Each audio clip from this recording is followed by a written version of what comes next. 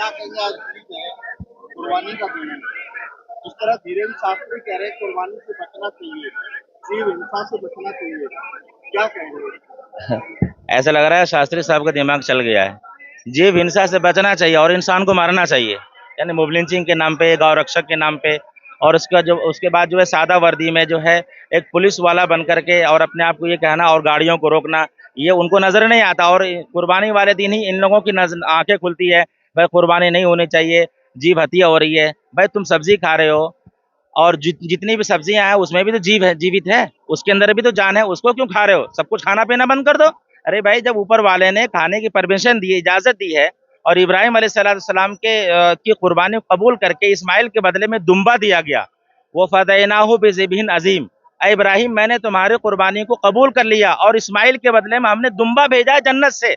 अरे जब हमारा खुदा कह रहा है कि हमने दुम्बा भेजा जन्नत से, दुम्बा जो बकरे से थोड़ा सा बड़ा होता है, तो उसकी कुर्बानी हम शुरू से हमारे इब्राहिम अलैहिस्सलाम के जमाने से चलती भी आ रही है। तो चाहे धीरेन्द्र शास्त्री हो या नरेंद्र शास्त्री हो, कोई भी शास्त्री हो, तो हम उनकी बात क्यों माने भाई? ये लोग सिर्फ नफरत फैलाना चाहते हैं, ये लोग सिर्फ मुल्क के अंदर जो है आपस में हिंदू मुस्लिम को लड़ाना चाहते हैं। लेकिन उनको मैं कह देना चाहता हूँ कि ये तुम्हारी जो है ना, ये तुम्हारी पॉलिटिक्स अब खत्म हो गई।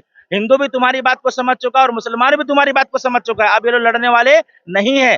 जिस तरह से मतलब मुल्क की आजादी के लिए सब लोगों ने मिल करके इस तन के गोरे मन के काले से इस मुल्क को आजाद कराया था, उसी तरह से नफरत फैलाने वालों को और दहशतगर्दी फैलाने वालों को हम सब लोग मिल करके मुल्क से भगाएंगे इंशाअल्लाह ताला। उन्होंने तो सनातन धर्म के लिए भी कहा है कि जहाँ बलि दी जाती है उस प्रथा को भी खत्म करिए, अब जीव हत्या को सिर्फ कहा है सिर्फ उन्होंने, उनके कहने से कुछ नहीं होगा, ना कोई उनकी बात को मानेगा।